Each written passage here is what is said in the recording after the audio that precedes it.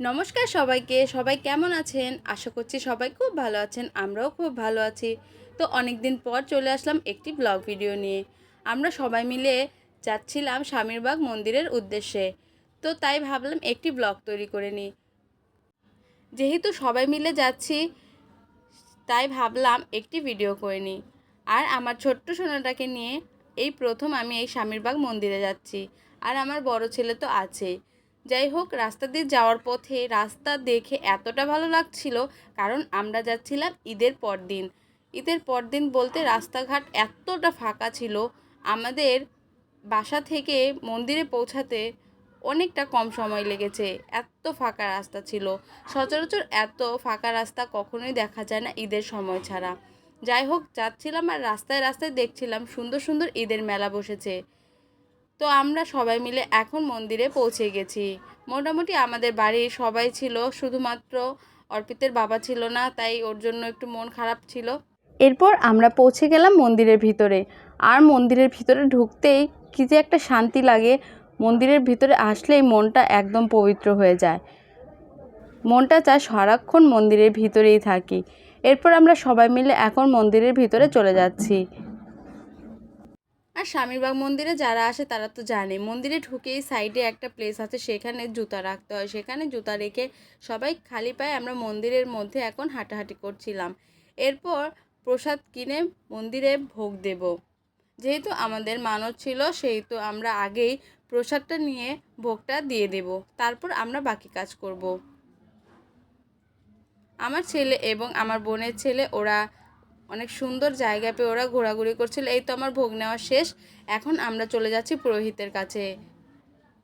আমাদের যে মানত ছিল সেটা হচ্ছে আমার দাদাকে নিয়ে।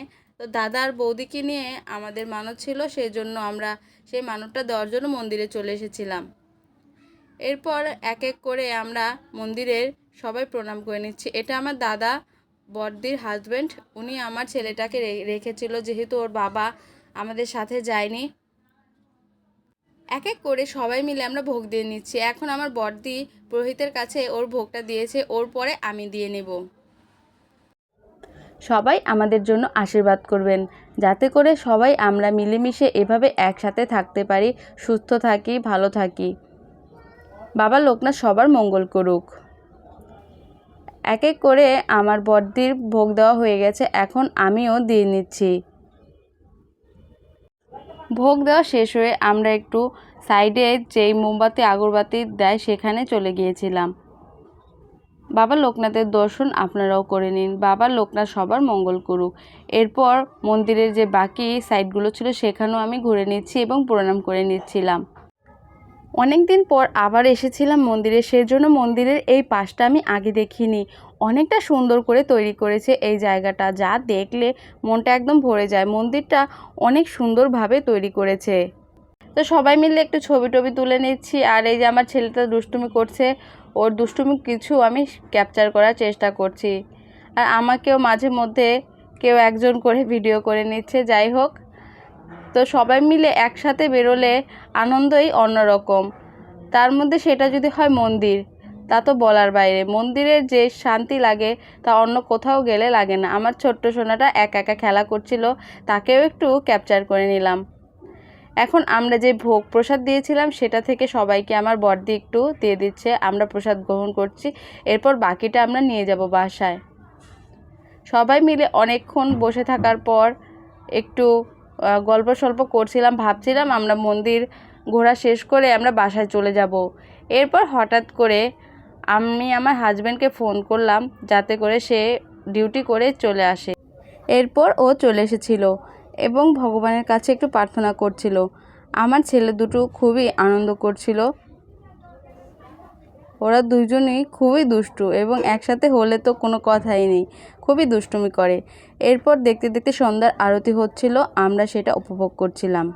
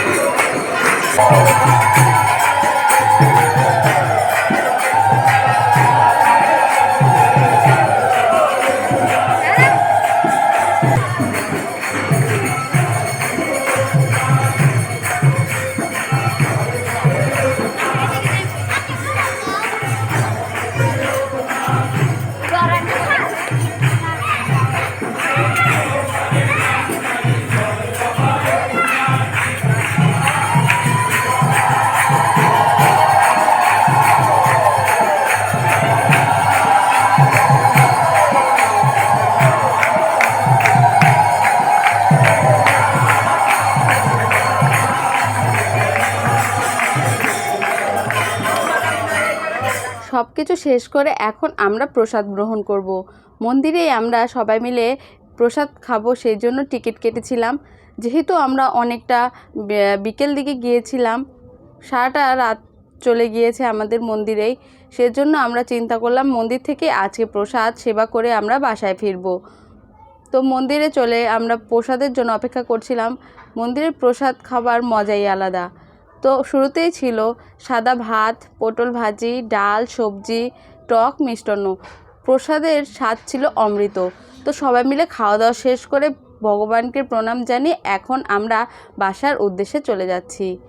তো আজকের দিনের এই সুন্দর মুহূর্তগুলো আপনাদের কাছে কেমন লাগলো কমেন্ট করে অবশ্যই জানাবেন। আমাদের কাছে খুবই ভালো লেগেছে। আমরা সবাই মিলে একসাথে মন্দিরেই আনন্দ করে দিনটি কাটিয়েছি। এই তো আমার হাজব্যান্ড, ও খুব কষ্ট করে আমাদের সাথে এসে জয়েন করেছে। যাই হোক, এখন আমরা বাসার উদ্দেশ্যে ফিরছি।